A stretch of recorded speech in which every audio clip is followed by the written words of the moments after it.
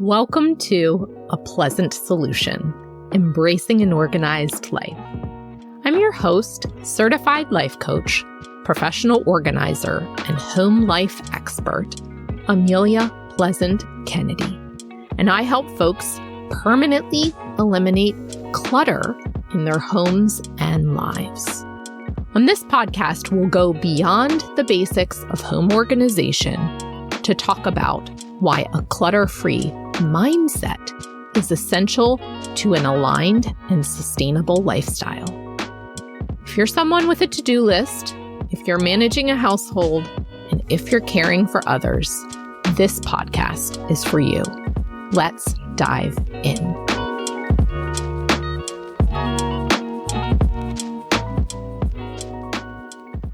Welcome to episode 50, Conscious and Confident Co-Parenting with Mikki Gardner. Mikki Gardner is a conscious parenting coach, the host of Co-Parenting with Confidence podcast, best-selling author, and a mom to her son. After learning how to navigate life post-divorce and using it as a catalyst for her own transformation, Mikki now helps moms move past the divorce drama to become calm, confident co-parents. She's on a mission to help women navigate the emotional and practical difficulties of divorce and co-parenting while creating an intentional, joyful, and ease-filled life after divorce. If you or someone you know is on the co-parenting journey, I encourage you to pick up a copy of Mikki's best-selling book, The People Pleaser's Guide to Co-Parenting Well. Mikki and I met years ago when our sons were in elementary school. And she's one of the voices that introduced me to coaching, specifically the Life Coach School. We connected early on talking about parenting, small business ownership, and how we want more folks to have access to the tools that support their emotional and mental well-being. She and I meet for breakfast whenever I'm in town, and I see her as the kind voice you always want in your corner as a mom. So welcome to the podcast, Mikki. Thank you. That was just such a lovely introduction, and I appreciate it. It's sort of like encompassed all the things, but I'm so excited to be here to talk to you. And thank you for sharing this time with me. Yeah, it's my way of giving you a hug across the airwaves. Yes. Well, tell folks a little bit about yourself, just here briefly at the beginning, and then we'll dive into celebrating your newest book release. Oh gosh, thank you. Like you said, I'm a certified life, and I'm also a certified conscious parenting coach. I'm the host of the Co-Parenting with Confidence podcast, and I am now an author. I have to put that in there. And most importantly, I am a mom to my darling, giant 13-year-old son and my dog, who, if he barks, I am very, very sorry, but he doesn't always get the memo about quiet times. So as he's under the desk. But, I guess in a really short story, I ended up getting a divorce about 10 years ago. Not something that I ever intended. I don't think anyone goes into marriage with the exciting news that you're getting a divorce. But, that's the path that I found myself navigating. And it was really, really, really difficult. I didn't know anyone who was divorced. No one in my family had been divorced. For me, I had checked all the boxes to ensure that I didn't have that route. And yet there I was. And with no amount of work or persuading or manipulation or control or people pleasing, could I find a place where the marriage was salvageable? And so I decided to call it while we still had some sense of warm fuzzies for one another, and decided and sort of made a commitment. I had this like little voice in my head or in my heart that kept telling me this doesn't have to be awful. And I didn't know how that could be true because everything I saw in the movies or, my grandmother whispering, oh, they're divorced, it's a broken home, like those kind of messaging. I just knew that it didn't have to be that way if I didn't want it to be. And so I went on a very messy roller coaster of a journey of figuring out how to co-parent with someone I used to love and was now not someone that I loved very much after all of the trauma and things. But long story short, we now co-parent in a really beautiful way. Me, my ex-husband, his now wife, they have a small baby. We do things as a group. And it really was, and I'm not giving myself sole credit, they very much are part of this journey.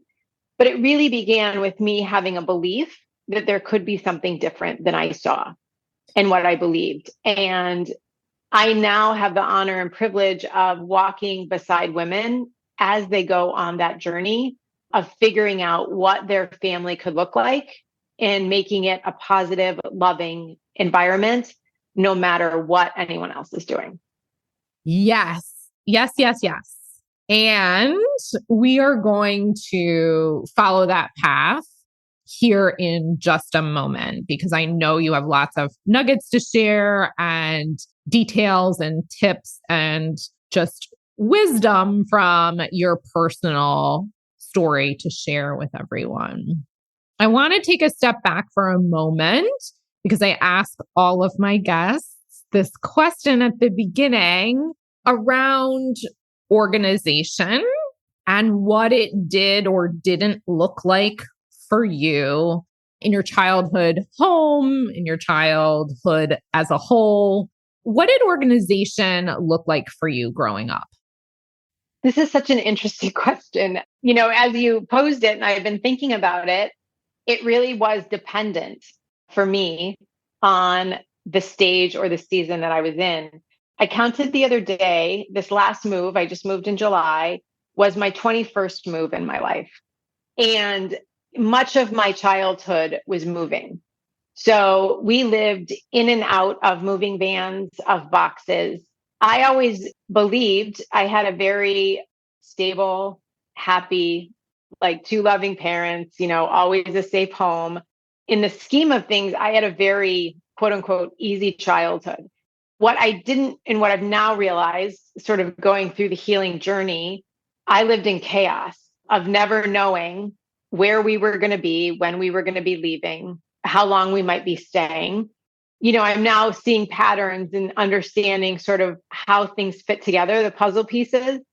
I got very good at jumping in, setting up my room, setting up being whoever I needed to be at school, and then packing it up and off we go. Mm-hmm. And it was the same for possessions and relationships.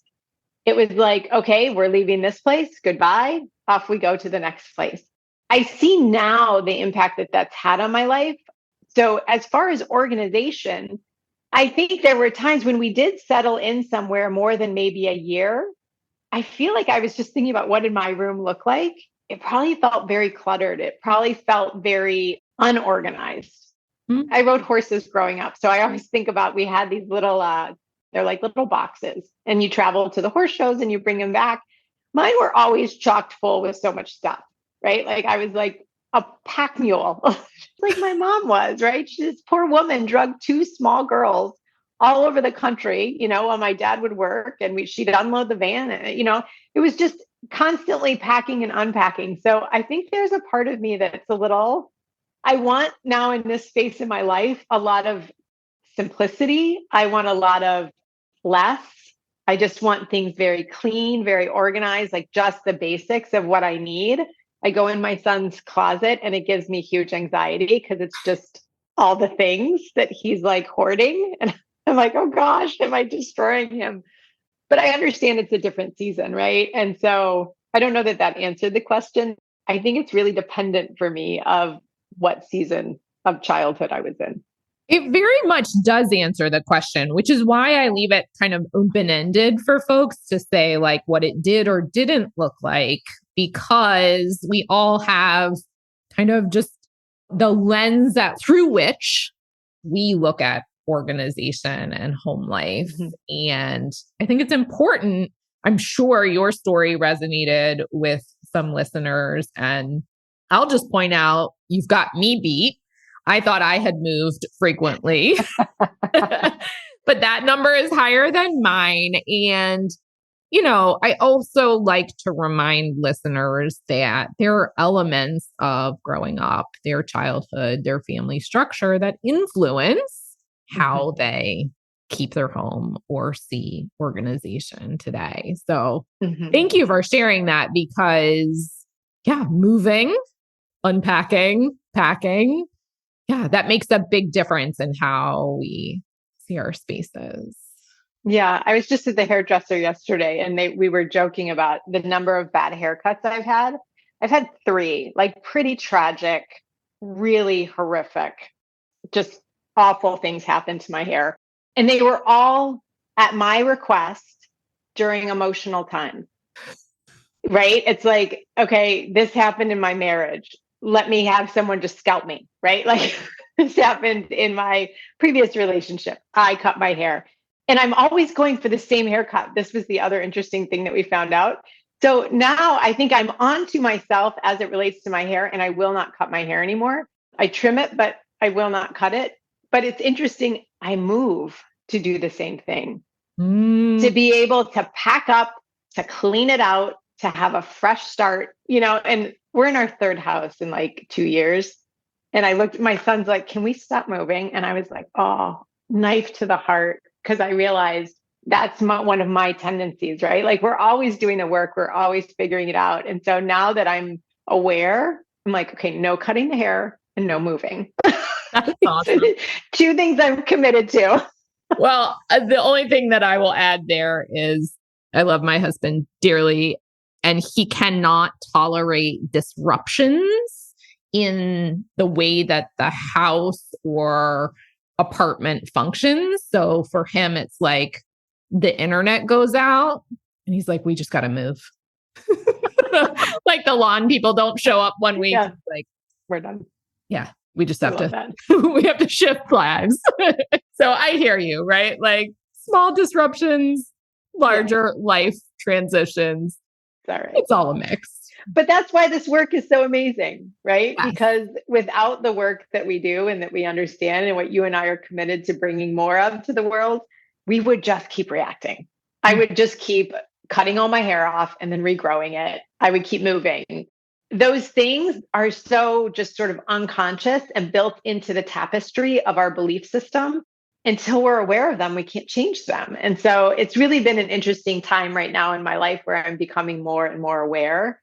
And I think just based on all the work and continuing to do the work. So it's kind of fun to see. And I'm like, I see you, Mikki. Yeah, that's the beauty of coaching. And we really can turn now to celebrate your book because there's reacting, there's allowing, there's all of these sort of ways of looking at our internal experience and how we're showing up in the world. And I'd love for you to share a little bit about why you became a certified conscious parenting coach. And then we're going to just dive right in to celebrating the People Pleaser's Guide to Co-Parenting Well. Thank you. It's a big mouthful of a title, I realize. Yeah, the conscious parenting really came out of my own struggles with parenting, not understanding. And especially, we all want our kids just to be happy.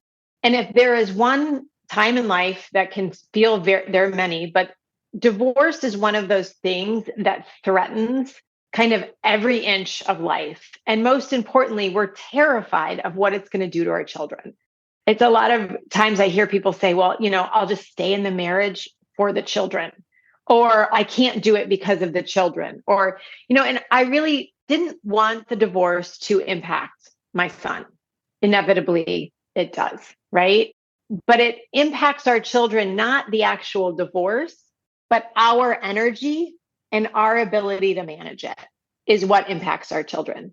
So I always say, if you want your kids to be okay, your job is to be okay.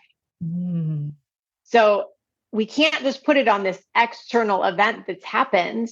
We have to really decide, who am I going to be and how am I going to show up for this? And that does not mean perfection, but it's an understanding because, I mentioned sort of the ups and downs in the roller coaster that I went on. I really went I felt so alone, so shamed about what had happened. I went on a 2 to 3 year just campaign of I am fine. I'm going to prove to everyone how fine I am. You are going to see how fine I am. Like all the things while I was not fine. I was riddled with anxiety, back in depression. If I'm being honest, drinking more than I should have been. I also was working a job. I was an event planner. I was traveling all over the world for these events. And I was so disconnected. And that is what I believe impacted my son more than anything. And so the work that I do now is really born from not wanting to do that to him. Right. And sort of stepping back, the night that I decided that the marriage was done happened when I was sitting on the side of the road, sobbing on the side of the highway, driving back from a party where my then husband and I had gotten into yet another fight about something totally, not benign, but we went from 0 to 60 just like we do. And I was sobbing on the side of the road in the middle of the night. And I heard a voice ask, "Is this what you want your son to see of you?" I think I yelled, "No, no." And that was the commitment to decide, this is really where I have to do the work. And so when I started to see, after I went on my little campaign of 2 to 3 years of, I know I'm fine, but he wasn't okay, right? He was starting to show signs of anxiety, of sadness, low self-esteem, all of these things. And I was so upset about it. I was so angry. Like, how could this be happening? And just to pause for a moment, when you say that you were angry, was that directed outwards? Was that directed inwards? Was it all the things? I'm going to say all the things, but I think, I'm sure this resonates with a lot of women. We are not taught how to feel angry, right? And we're not allowed to be angry, right? There's nothing worse than, oh, don't be an angry woman, right? Oh, you don't want one of those. Yeah. No, anger is just a normal emotion that happens. But when we don't understand that actually what we're afraid of is the negative symptom or negative manifestation of anger, that's what we're afraid of, not anger. So I had so much suppressed anger, hence the depression, hence the anxiety. But people feel that, right? Like I was just brewing with it. And I really believe that that's what my son, who is very sensitive and empath, he was picking up on that. And so my anger was really covered up by my amazing people pleasing skills, right? I am now a recovering people pleaser, I like to say. I saw you catch yourself there. I did. But I also believe that people pleasers are awesome humans. I think they're awesome. They're loving, they're accommodating, we get stuff done, everybody likes us, right? There's a great side of people pleasing. There's also a shadow side of when we are so busy prioritizing other people's needs, beliefs, wants, desires at the expense of ourselves. That's when people pleasing becomes dangerous. And ultimately, the root of it is because we do not have the ability to sit with the discomfort or the unease that we feel within our own body. So we can try to control everyone on the outside. And when I started to understand more and more about that, I was like, ugh, I want to do the good people pleasing, which is just part of being in a healthy relationship, right? Interesting. Like wanting to please others, right? I didn't want the shadow side running my life anymore. And that's what I was finding was really happening. And most importantly, I see it with so many of my clients, male and female. Which is why I'm guessing the phrase people pleasing made it into the title of your new book, which is The People Pleaser's Guide to Co-Parenting Well. So why did people pleasing get elevated into the title? Yeah, because one thing I see with so many of my clients is they come in and they're like, I just don't get it, Mikki. I do everything to be calm, to be grounded. I just want to keep the peace. When we are trying to keep the peace, I guarantee you, you are not peaceful. You are not feeling peace. You are not creating peace, right? And when we really want something like a calm, collaborative, cooperative, co-parenting relationship, that comes from a grounded, calm, centered space. So if we're busy keeping the peace, meaning we're doing everything for everyone, trying to control and manipulate the situation. And I make it sound like it's very like calculated. It's not. It's very unconscious. Like we really think that, oh, well, if I'm really, really nice to that person, then they'll be nice to me. But that doesn't happen. Right. If I just say yes, then they'll reciprocate. Mm. Right. Those kind of things, lead us to saying yes, which is all of your work, right? Like this saying yes to everything, but really no boundaries, like for yourself. And so that's where I see so many of my clients struggling. So the co-parenting that I work on isn't like, how do we get your ex to start cooperating with you? It's really, how do you start showing up from a calm, grounded space? Because that ripple effect, I promise you, will have more of an impact than trying to convince or people please the other person. That's so powerful. And I would really love for you to kind of walk us through some of the steps that listeners can take in for themselves or, share this episode with a loved one, of course. Walk us through some of the steps to stop being the peacekeeper and start parenting peacefully. Yeah. You're welcome to share an example of how you've seen this unfold if you feel like it's applicable. Yeah. So I think one of the things that we're seeing more and more, and it feels like more rapidly, we're seeing it everywhere, which is that most of us are living in a almost near constant state of reactivity, meaning we are just triggered, activated. We're like reacting to what's happening around us, and we feel like we have zero control. If we look at the news, right, it's all like this is just giant reactions on display everywhere. So the opposite, right, or the antidote to reactivity is really learning how to take responsibility. But I define responsibility as your ability to respond to everything happening around you. When we are in a responsive state, we are making calm, grounded, conscious choices. When we are reactive, we're just like a pinball in a pinball machine, getting spit out into all the bright lights and the shiny paddles and all this yelling noise at us, right? And then we get dumped into this little hole, black hole, and then popped back out again, right? That is an exhausting, scary place to live. And so really one of the things that I talk about is learning how to get out of reactivity. We do that by learning how to regulate our emotions, regulate our nervous system, so that we can understand, hey, by the way, you are triggered, right? It's huge. It's huge. But to realize like, oh, I'm triggered, right? And here's a simple, benign, but I hear it nearly all the time from clients.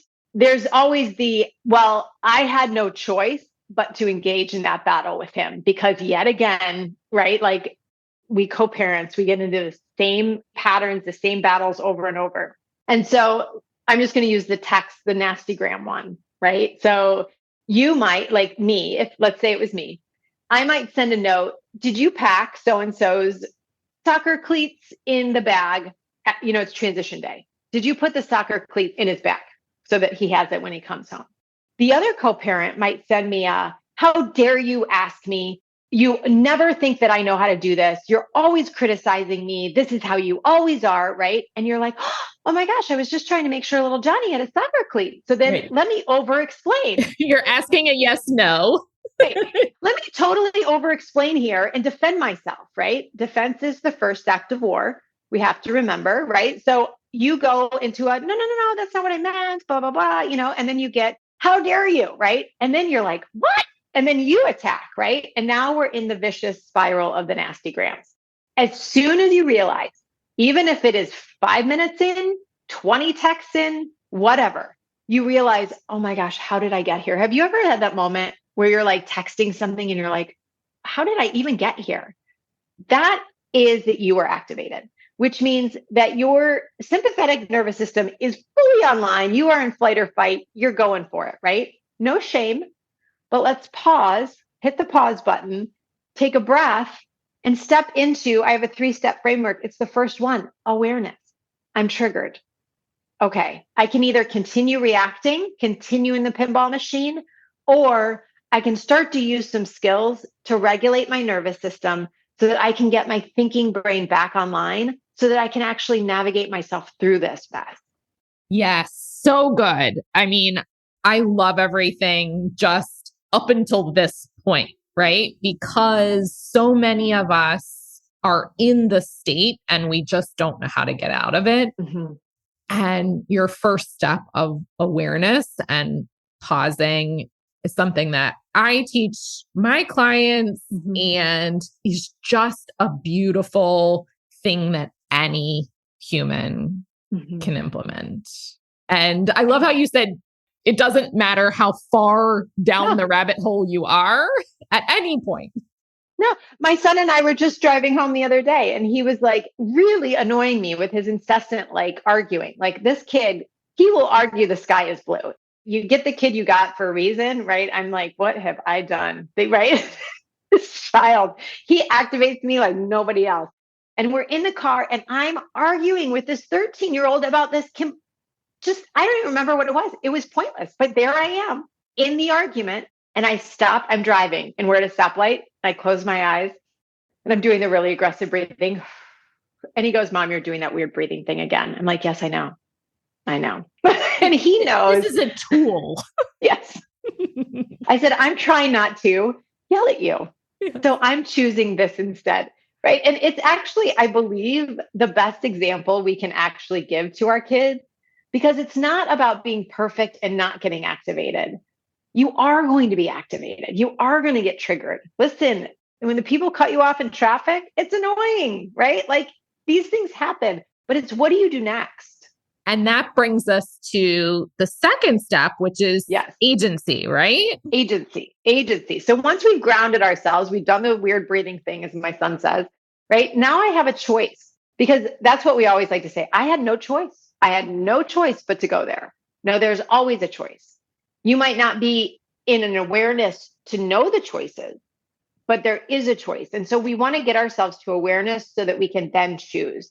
The universe made it really easy for us. There's only ever 3 choices. So that's the good news. We can either accept, meaning we accept reality exactly as it is without any anger or bitterness or resentment. If you can do that, awesome. We don't really need to have a conversation. If you can't do that, then maybe there's change, which does not mean change the other person or change the situation, meaning like make it go away.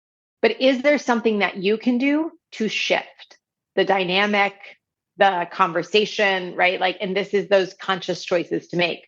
If you can't accept and you can't change, because you know what? Like in the text example, you can't accept being berated and you don't want to, right? You can't change the other person sending these texts. Right. So that gives you the third option, which is leaving. Now, leaving doesn't always mean just like leaving the building. It means literally, figuratively, or energetically. Can we leave? And sometimes it is just to take your energy back and say, I'm not doing this. I'm not going to be part of this. And saying, I will discuss this when we can be reasonable adults out. Yeah. When you were talking using like the analogy of war, right? There's with the push-pull, that requires 2 sets or more of energy. Yes. And when one person just drops it for however long, when they leave, the conversation, the arrangement, just take a step back immediately. There's just room for fresh air. Yeah. So those are always our 3 choices. And so from that point, sometimes still we're like, I don't know what to do. Well, that takes you to the third step, which is taking aligned action.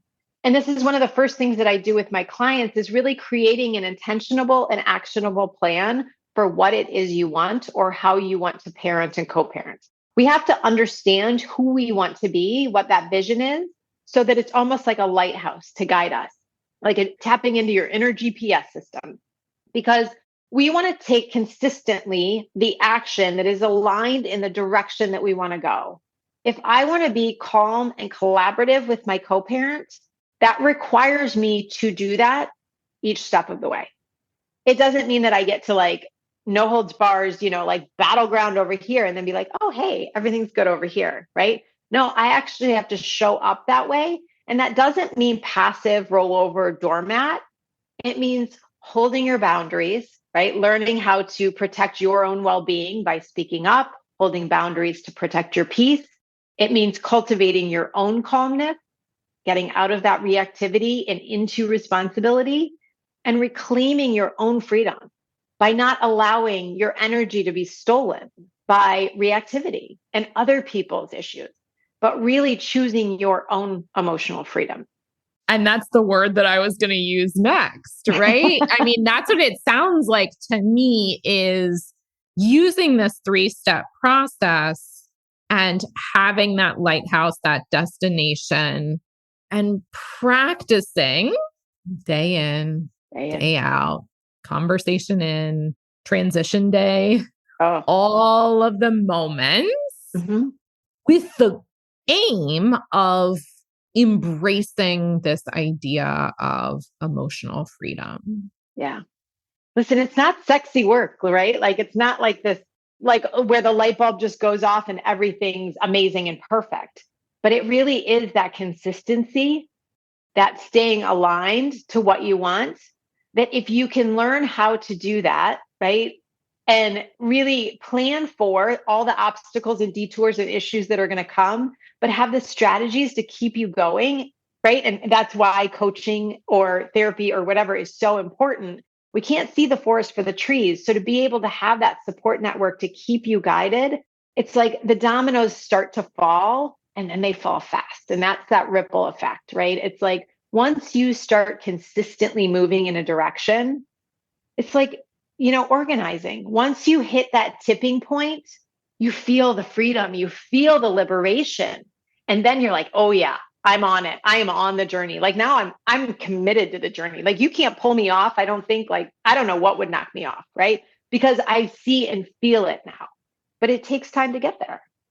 And that is the analogy that just popped into my head when you were sharing, because let me back up for a second and say, first, I want to acknowledge that when you're in it, when you're starting the process, when you're at the beginning of the journey, it is really challenging to see the place where you can get to emotional freedom and creating your own peace. Or a house that is decluttered and less background buzz of the mental clutter. But yes, I mean, I talk about it with clients all the time, right? We're using powerful decision making. We're building emotional resilience. We're deepening self-trust to get to the place where making decisions about the clutter in our homes or in our schedules, in our minds, it just becomes automatic or just becomes much easier, much more fluid of a process. So I can see how the beginning is very sticky and bumpy and challenging internally for sure, but that you take your clients and for folks reading the book on this journey, teaching them tools and strategies to get to a place where things move for them much more smoothly. Co-parent has their own journey. Yeah. And I think that's why I wanted to write the book, not from my perspective, but from my clients' stories, right? Because each one of them uses the tools and you see the transformation that it makes in their lives. And that's when I think it's so powerful to see, because we all feel like, okay, it can work for other people, but my ex is too difficult, or we're too, insert whatever adjective you want. But really, I mean, I firmly, wholeheartedly believe, and with everything in my being, that every mom has the ability to reshape her world and offer her children a harmonious environment, regardless of what's happening. You absolutely have that ability. And it's a choice, and it is a decision, and it is a commitment, and it is a belief that you hold And I think that's where having a coach is so helpful, because I will hold the belief for you when you can't see it until you pick it up for yourself. And when you can pick it up and own it for yourself, that's when the freedom comes. Until then, I hold it for you as we walk the journey together. That is just so beautifully stated and said. And I felt every word there. Like, I don't know, I just hearing you speak, I can hear your dedication, your passion, your commitment. And it's a great way to conclude our conversation, because I want to kind of just leave it, those powerful words there, right? That it is possible. It's 100% possible. Thank you so much, Mikki. I will just close with asking you about organization now as an adult. You mentioned moving, you mentioned your son's chaotic closet. What's one way that, and it can be a creative, out of the box way, that you employ this idea of organization now as an adult? I think that we are currently in a season where I am trying to learn and instill, because I am as guilty as the next mom, of wanting my kid just to be happy. Oh, he wants that thing. Oh, what could it hurt? Right? Like, oh, let me go get you this one thing. Let me get you that. Right? Like all of those things, but really trying to make conscious choices of, is this needed? Is it useful? And do we really want it? I think the greatest thing, and I will probably regret this by the time this airs, and I will want to take it back, but my son is in debt a lot to me right now, right? He has made some really, really bad purchases, and they're all around hockey sticks, right? And people are like, Mikki, how on earth can you let him get one more stick?